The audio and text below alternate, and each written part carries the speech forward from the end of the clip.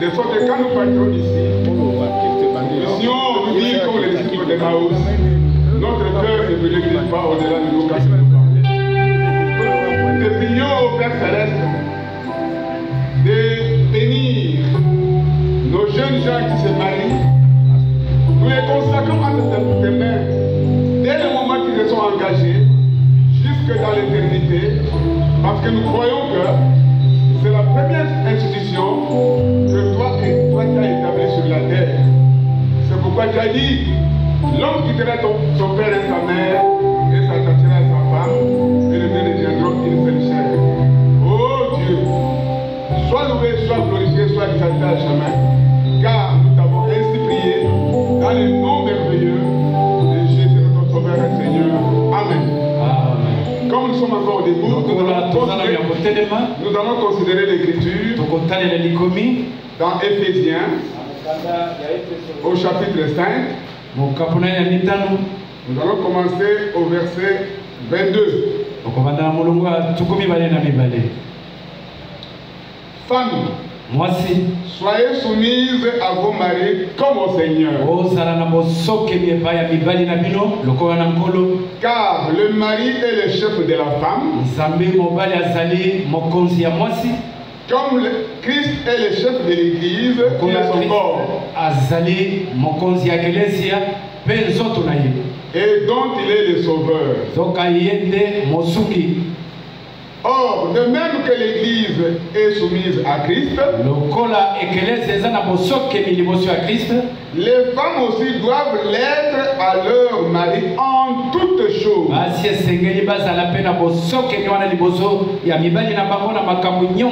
Marie, aimez vos femmes comme Christ a aimé son Église et s'est livré lui-même pour elle, afin de la sanctifier par la parole, après l'avoir purifiée par le baptême d'eau. Amen. Vous pouvez vous asseoir.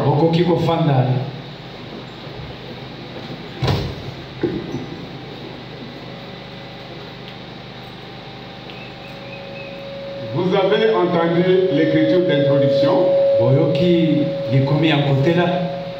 Et l'écriture insiste sur deux éléments importants.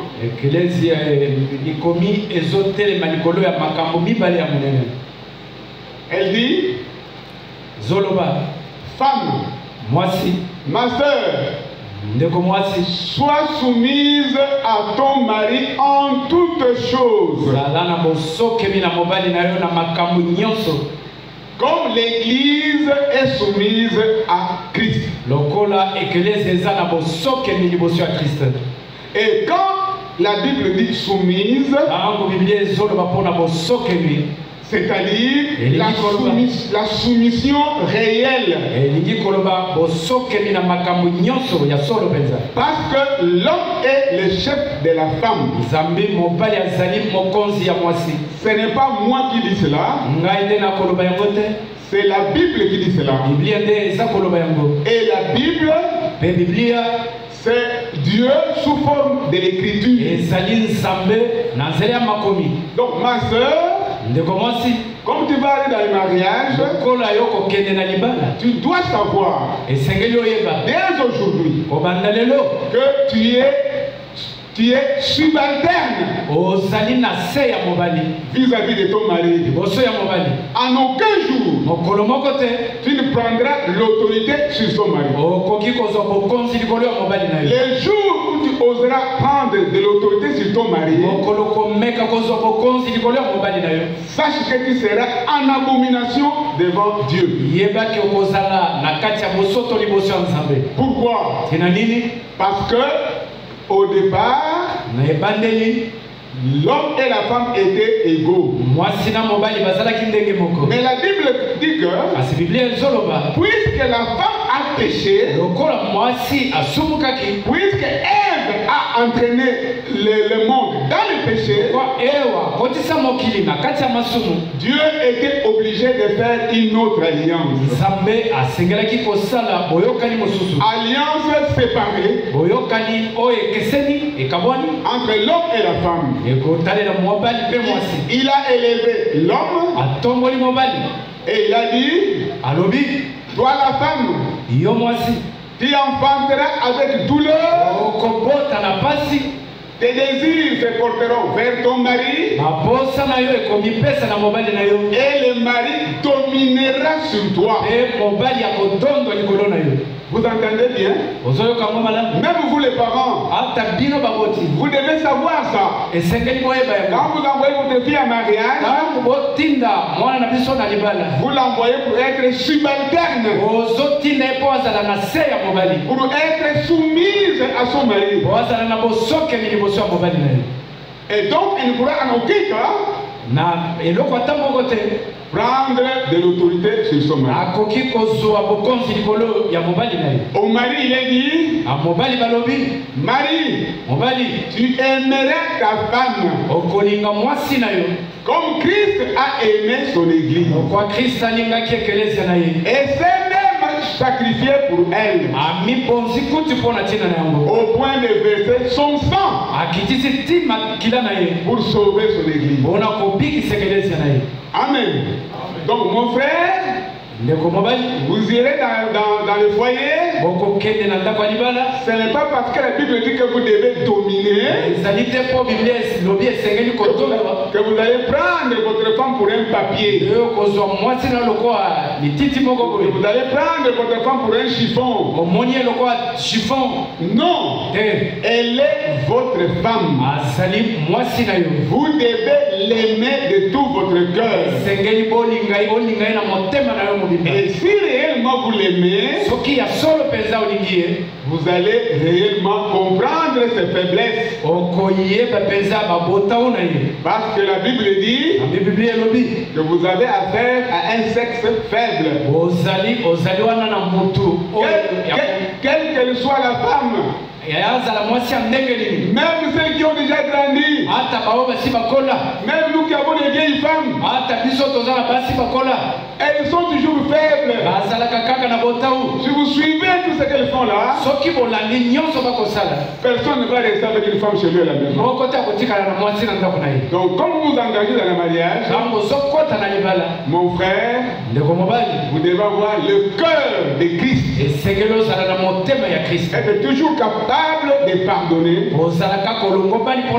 Être toujours capable de comprendre. Amen. Je vais demander à frère Gédéon de chanter un court cantique. Pendant que je vais inviter, après ça on va inviter le prédicateur du jour.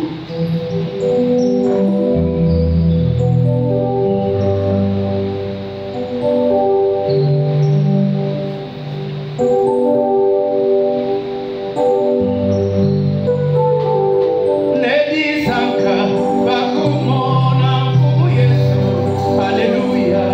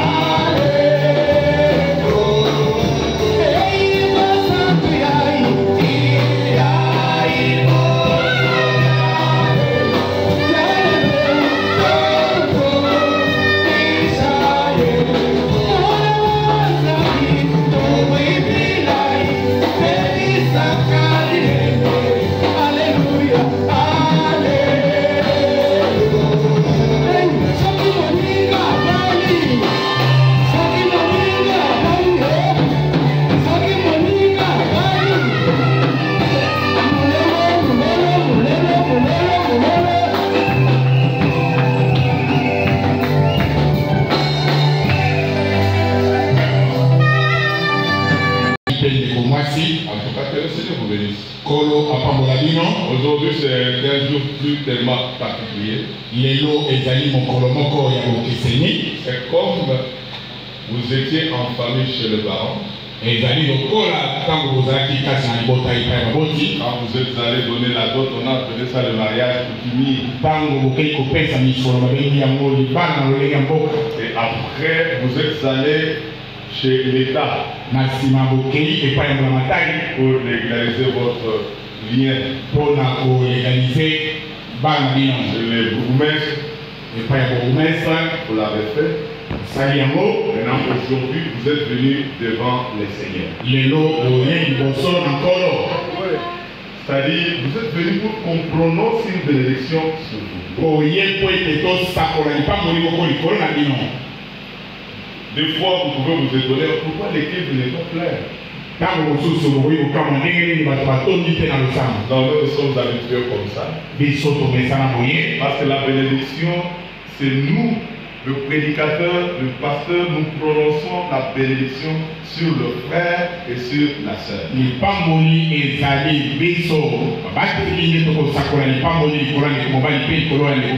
vous pouvez venir même à deux, accompagner de leurs parents. Ou comme vous pouvez venir même à des milliers de personnes. Cela ne dit rien devant le Seigneur. Ce que je veux vous dire, Dieu connaissait cette affaire le jour où le frère a prononcé le vœu sur la sœur. Le jour que tu as dit, la sœur Tabitha, moi je t'aime, je m'aimerais te prendre comme épouse. Au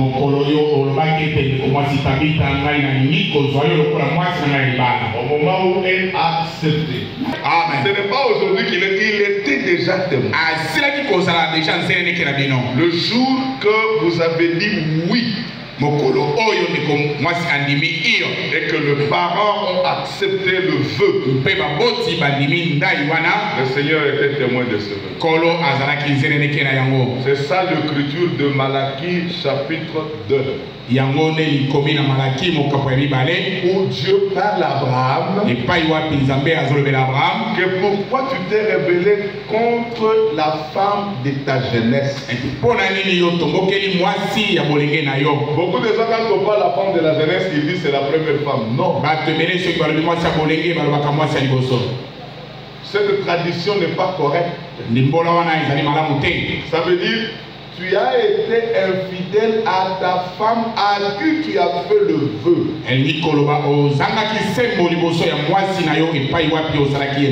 Parce qu'au moment où tu as dit je t'aime, je vais te pousser, elle a accepté, elle était déjà devenue votre femme. Parce que la dot vient en deuxième position. La dot, c'est le remerciement. On vient remercier le parent parce qu'ils ont élevé leur fille. Ils l'ont donné des éducations pour devenir femme. Et que toi, l'homme, quand tu l'as trouvé, tu es venu remercier ce parent en donnant la dot. Mais le cadeau qu'elle va te donner, c'est la virginité. C'est ça le cadeau qu'elle va te donner. Que le Seigneur vous bénisse. Nous avons toujours été clairs. Le Seigneur a été témoin, c'est comme ça qu'il a dit à Abraham, pourquoi tu as fait comme ça? Parce que Agar était la femme de son vœu. Comme Sarah aussi était la femme de son vœu. C'est pourquoi la tradition a dit la femme de ta jeunesse. Il était question d'Agar. Aujourd'hui, ta femme de ta jeunesse, de ton vœu, c'est Tabitha. Et vous êtes venus devant les seigneurs pour que le Seigneur vous bénisse dans votre lien, dans votre couple. Toutes les bénédictions vous accompagnent. Le Seigneur a déjà commencé à vous bénir parce que nous prononçons déjà la parole. Le frère nous a donné l'écriture dans Éphésiens, vous y étiez. Mais avant d'arriver à Éphésiens 5, regardez ce que nous devons savoir premièrement. 1 Corinthiens 11. 1 Corinthiens 11, le verset 3. Je veux cependant que vous sachiez. C'est Dieu qui parle. Il dit, vous devez connaître, vous tous. Je veux cependant que vous sachiez que Christ est le chef de tout homme. Et que l'homme est le chef de la femme. Et que Dieu est le chef de Christ. Amen. Amen. C'est ce que vous devez savoir. Ça, c'est l'ordre établi par Dieu lui-même à travers son serviteur, l'apôtre Paul. Parce que Paul a écrit des choses très inspirées, poussées par le Saint-Esprit, poussées par Dieu. C'est la loi de Dieu. Cet ordre ne peut pas être renversé. Ça, retenez. Si cet ordre est renversé, la bénédiction que nous allons prononcer n'aura pas de fait dans la maison. Ça sera la malédiction qui va entrer. Que la femme doit savoir, l'homme doit savoir que dans l'église, dans la maison, dans la famille, Dieu est le chef de Christ. Et Christ est le chef de l'homme. Et l'homme est le chef de la femme. La femme doit savoir que je mon chef. C'est comme ça Sarah appelait Abraham mon Seigneur, mon chef, mon maître. Dans toute maison où l'ordre est renversé, où la femme commence à prendre la primauté sur l'homme, le diable entre. Même si la femme travaille, même si elle est directrice dans une entreprise, même si elle est ministre, même si elle est députée, même si elle est présidente, mais elle doit savoir que dans la maison, c'est l'homme qui est mon chef. Même si l'homme n'a pas étudié plus que la femme, c'est l'homme qui est le chef. Il est le chef de la femme. La Bible s'arrête là. Parce que dans la femme, on voit la maison. On voit tout ce qui est dans la maison. Même les enfants. C'est l'homme qui est le chef. On n'a pas dit que la femme, après l'homme, c'est la femme qui devient cheftaine de la maison. Non, non, la femme travaille sous l'ordre donné par son mari. Est-ce que vous croyez à ça? Sœur, est-ce que tu crois à ça? C'est la parole du Seigneur. Tu dois veiller de la manière que cet ordre ne soit pas renversé.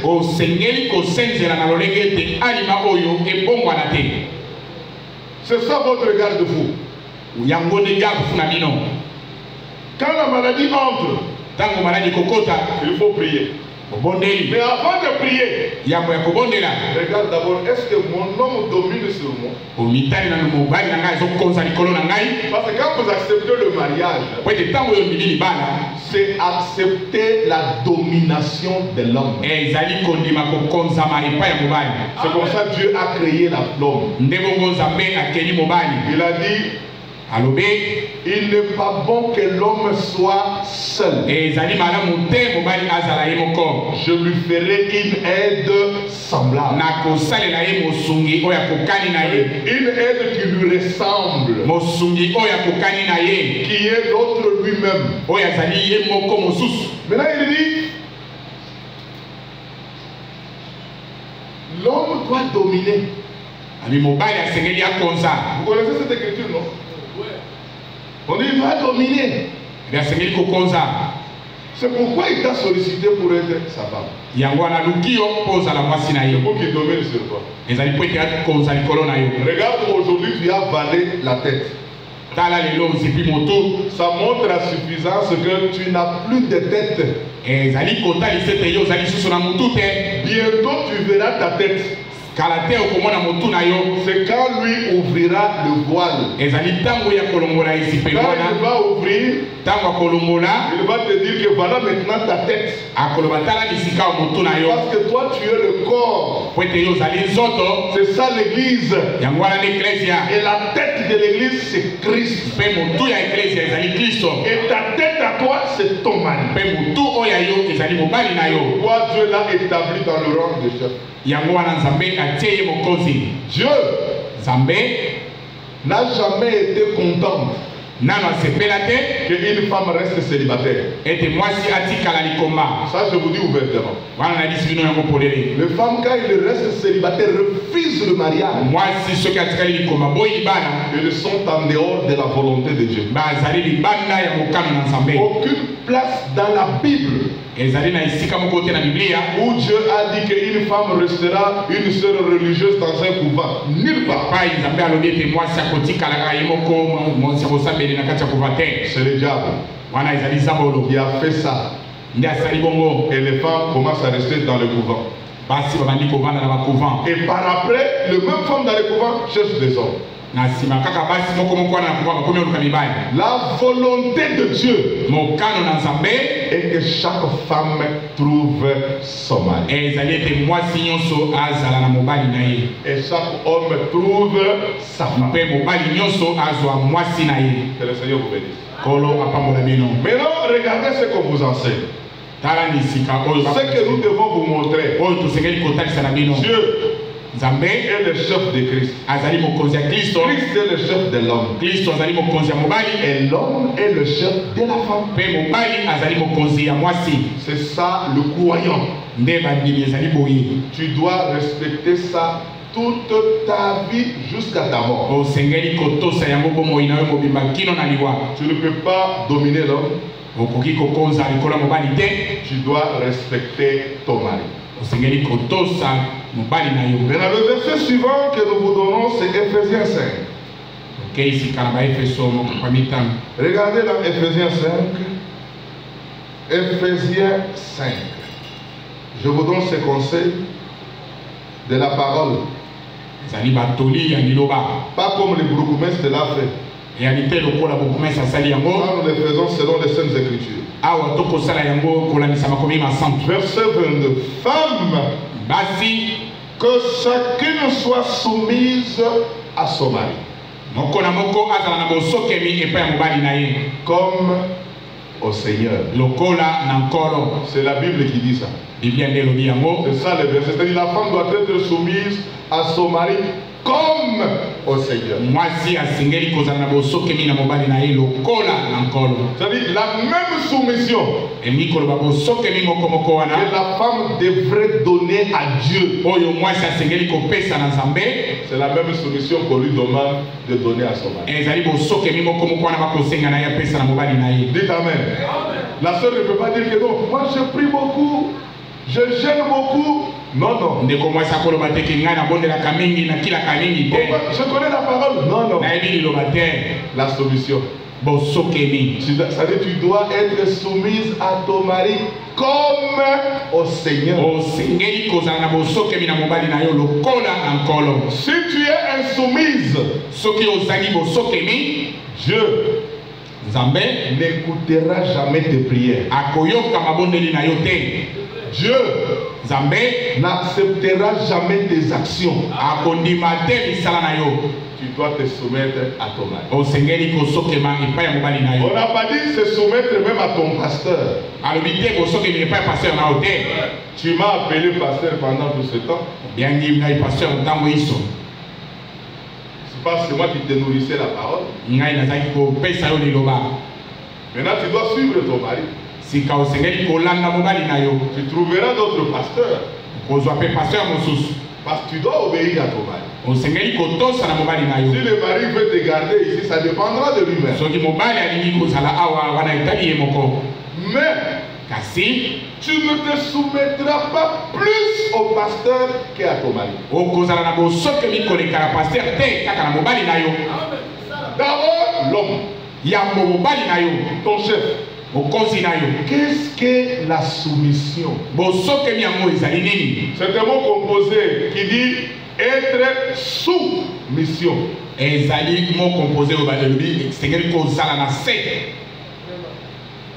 Sous l'ordre que ton mari te donnera. L'ordre selon la parole. Parce que l'on peut te dire, allons faire des fétiches. Non. Moi, je suis croyant de la parole. Et abandonnons la parole. Non. C'est la soumission portée dans la parole. Parce que l'homme doit être ton chef, c'est-à-dire un responsable qui t'enseignera la parole dans la maison. Responsable. C'est comme ça, Abraham. Sarah se soumettait. Et appelait Abraham mon Seigneur. En Swahili, on dit Bwanayangu. C'est ça. Vous comprenez ça? Bwanayangu, mon Seigneur. Sur ton chef. C'est à lui de se soumettre. Il peut venir la nuit. Fatigué. Même s'il arrive à 3 heures. Même à 1 heure du matin. Il dit que j'ai besoin de manger. Toi, tu ne peux pas dire que mon frère, j'ai sommeil. Je suis fatigué demain, je vais aller au travail. Non, non. Tu dois te soumettre. Tu dois t'élever. Tu dois préparer à manger pour ton mari. Malgré que tu es fatigué. Mais lui comprendra si tu es fatigué ou pas. D'abord, c'est la solution. Dites Amen. Amen. Encore Amen. Ça, c'est la parole. Ce n'est pas l'histoire du village, c'est la parole. Si vous voulez la bénédiction de Dieu, respectez la parole. Il faut se soumettre à ton mari. On n'a pas dit que se soumettre même au grand frère de ton mari. Non, non. D'abord ton mari. Son grand frère, ses petits frères, ses belles-sœurs, c'est le respect qu'on leur accorde. Mais le grand respect de la soumission, c'est encore ton chef, ton Seigneur. Pourquoi tu dois te soumettre? Parce que tu es l'être inférieur à l'homme. Parce que Dieu dans la création, c'est l'homme qui était l'original. Mais la femme est sortie de l'homme. C'est une créature dérivée. Il a été tiré de l'homme. C'est pourquoi elle ne peut pas prendre la prééminence sur l'homme. Mais elle doit se soumettre à l'homme. Le verset 23, car le mari est le chef de la femme, comme Christ est le chef de l'église, qui est son corps, et dont il est le sauveur. Or, de même que l'église est soumise à Christ, comme nous le croyons, nous sommes soumis à Christ, à la parole, les femmes aussi doivent l'être à leur mari en toutes choses. Il ne faut pas dire que ça je ne me soumets pas. Non, non. Comme tu te soumettais au Seigneur, tu dois continuer à te soumettre. Nous ne sommes pas de ce genre-là. Quand l'homme parle, la femme aussi peut parler. La femme doit avoir des manières de douceur. Quand l'homme parle, il va lui laisser tout le temps de parler. Avoir toujours un cœur large, de tout avaler. Et tu vas parler si c'est permis que tu dois parler. S'il n'y a rien à parler, il ne faut pas parler. La femme doit avoir une nature de douceur. C'est comme ça qu'elle doit se comporter dans sa solution. Marie, que chacun aime sa femme. Comme Christ aime l'église. Et s'est livré lui-même pour elle. Ça c'est l'homme maintenant. Tu dois aimer la sœur. Ce que je veux vous dire, ce qui vous unit d'abord, c'est le Seigneur. Ça me réjouit parce que vous avez la même base. Vous croyez au même prophète, William Marion Branham. Vous croyez au message du temps de la fin que le Seigneur a donné à son serviteur William Marion. C'est la base déjà. Vous croyez à Christ, la promesse. Amen. Parce qu'il y a le message et la promesse. Ce sont deux choses différentes. La promesse de ce temps, vous la croyez. Vous croyez que Jésus-Christ est votre sauveur. Et vous devez le croire encore comme votre Seigneur. C'est deux choses différentes. On le croit comme votre Seigneur, c'est quand vous croyez à la promesse de votre temps. Aujourd'hui, nous attendons l'enlèvement. Que Dieu viendra, Christ viendra prendre son église. Mais nous savons aussi selon la parole, avant l'enlèvement, les membres de l'église doivent être baptisés du Saint-Esprit. C'est une promesse pour ce jour. Nous l'attendons. Et ça viendra l'un de ces 4 matins. Ça veut dire que vous êtes là, vous êtes frères et sœurs. Comme vous êtes frères et sœurs, tout problème qui peut vous arriver, regardez d'abord comme frères et sœurs. D'abord la parole. Qu'est-ce que la parole dit? Dites Amen. Qu'est-ce que Dieu nous dit? Vous serez bénis dans la main. Et je termine pour vous dire, Si vous voulez que Dieu vous bénisse spirituellement, tranchez toutes choses dans la maison selon la parole. Le problème peut venir. Le pire même. Mais regardez la parole. Qu'est-ce que la parole est? Si vous êtes incapable, l'homme va t'amener chez les anciens. Et les anciens vont vous apporter des conseils de la parole. Et vont vous aider aussi dans la prière. Amen. Amen. N'allez pas chez le féticheur. N'allez pas même chez les voisins. Je vous dis la vérité.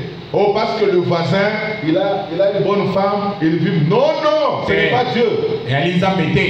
Allez voir vos anciens.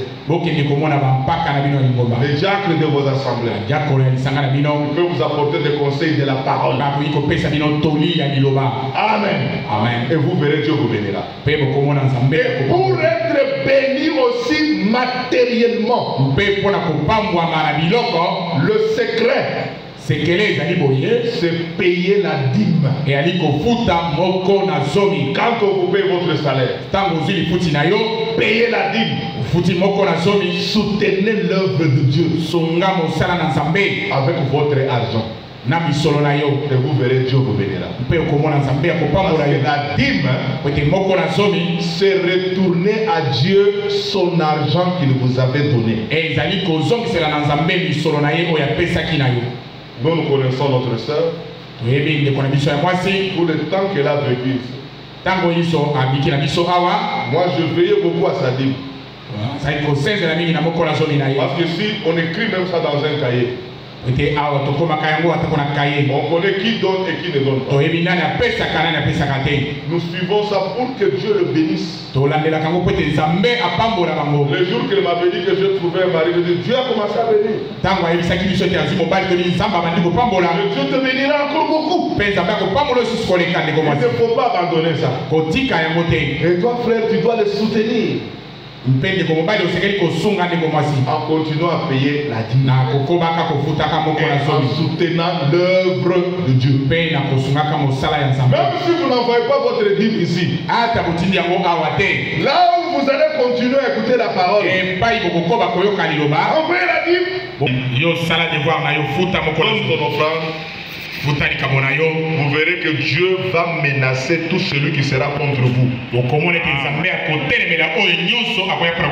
celui qui s'élèvera pour vous combattre. Dieu va le menacer. Parce qu'il avait dit, mettez-moi de la sorte à l'épreuve. Amen. Amen. Encore Amen. Amen. Marie aime la femme. Le vrai amour, c'est conduire ta femme à la parole. Amen. C'est ça le vrai amour. Si vous voulez dire que le Branham l'a parlé, donc Dieu tient sa parole. Le vrai amour, même dans le mariage de divorce, même dans le choix d'une épouse, le vrai amour, c'est conduire la femme à la parole. Surtout la parole de la vérité. Première chose. Deuxième chose, l'amour, c'est supporter ta femme. Il dit Marie, montrez toujours à votre femme la sagesse. Alléluia. Amen. Votre sagesse dans vos rapports devant votre femme. Parce que c'est un sexe faible. Deuxième chose. Parce que celui qui a l'amour, il doit se porter en sagesse. L'homme, c'est un responsable. C'est un chef. Il faut toujours éviter à faire des erreurs devant la femme. Ça fait toujours honte quand la femme commence à te reprendre. Et nous ça la soli ce qui moi si abandi ko pamela yo. Il faut toujours se montrer en position d'un responsable. C'est là qu'il faut beaucoup prier. Ne pas y penser ko bonne la mingi. Aimez la parole.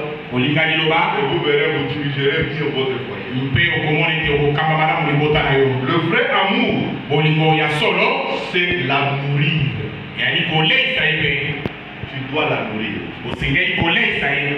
Tu dois la vêtir. Osengeli kolatisa ye. Alléluia. Amen. Vous comprenez ça? Parce qu'il y a de ces hommes-là, il épouse une femme, c'est son père qui commence à acheter les habits à sa femme. Et ça, les mibali mosusu abali mwasi abandi ozela tata na yasomela mwasi na bilamba. Vous êtes comme ça épousé par la femme. Mwana so ozali kobala na yo te. Quand vous allez épouser, Ntango ozokende kobala sois capable de la nourrir. zala na makoki ya koleisa ye. Je crois que tu as déjà une maison. Je sais de lui. Mapambola yo. Ah oui, il a déjà une maison. Hein. Il a un beau lit. Tu ne vas plus aller par terre. Ok. Je connais. Tu dois la vêtir. Sengeli kolatisa ye. Et tu dois continuer à la donner son droit conjugal. Osengeli kokobala kopesa ye bingisa na ya ndako. Le droit de la chambre. Bingisa ya ndako. Tu dois lui donner ça. Sengeli kopesa ye Convenablement. ndenge esengeli. Parce que tu es encore jeune. Zala no elenge. Même si vous partez comme ça, j'aimerais attendre que dans un mois déjà, elle est déjà. Même dans une semaine. Ce n'est pas. Oh non, non, elle est ma cousine. Non, non, c'est ta femme. Asi mwasi na yo. Dites Amen. Amen. C'est comme ça. Il faut donner les enfants pour que vous me donnez des noms. Amen. Amen. C'est ça le droit conjugal. Il y a trois choses. La nourriture, le vêtement et le droit conjugal. Bingisa na ya ndako. Amen. Amen. Convenablement. Il ne faut pas à ton temps ici, tu commences à aller manger des trucs sur la route. Non, non. Tu dois être naturel. Prends seulement de l'eau. L'eau seulement. Tu verras que le Seigneur est grâce à nous. Amen. Amen. Amen. Encore Amen. Amen. Parce que dans cette matière-là, si je reviens dans 1 Corinthiens, le corps de la femme ne lui appartient pas. C'est ton corps. Tu en as droit. Même ton corps aussi. Elle aussi a droit. Si elle te demande, tu ne peux pas lui dire que non, non, je vais beaucoup voyager. Non, non. Non, non. Et toi, la sœur aussi. Avant de demander, il faut d'abord aussi lui préparer à manger. Qu'il mange et qu'il boit. Et tu sauras comment travailler de la manière que tout ce qui est dans sa tête parte. Pour qu'il soit prêt. Tout se prépare. Nous sommes dans une assemblée mixte, mais vous avez compris. Amen. Encore Amen. Amen. C'est combien? Il ne faut pas dire que non, je prie. Oh, je gêne. Oui, la prière, c'est bien. C'est la chose qui peut vous séparer. Là, une prière, vous vous entendez. Ce n'est pas la prière parce que le pasteur a dit nous les seuls. Non, non, ça n'a jamais dit. Nous, on appelle jamais, bon, seuls venez dans la prière. Ça n'existe jamais dans la Bible. Non, non. Laissez les seuls prier chez eux. Même de veiller de prière, si vous voulez, allez ensemble. Et ne laissez jamais dans le veiller de prière. Parce que nous veillons chez nous. Moi, je vais avec mon épouse, elle est là, chez moi à la maison. Si elle me dit que non, frère Robert nous a appelé à l'assemblée, c'est faux, ce n'est pas biblique. La femme doit être permanente dans la maison. Pour son mari. Je crois que vous avez compris. C'est ça l'amour. Tu dois la conduire à la parole. Tu dois commencer à la supporter comme l'être faible. Et tu dois te battre. Parce que Christ a dit qu'il s'est livré lui-même pour son église. Toi aussi, tu dois te battre. Même si elle travaille. Et Et maintenant, Tabitha aussi. Sikawa Tabitha pe. Dans le temps, tu venais avec ton salaire, tu montrais à ton père.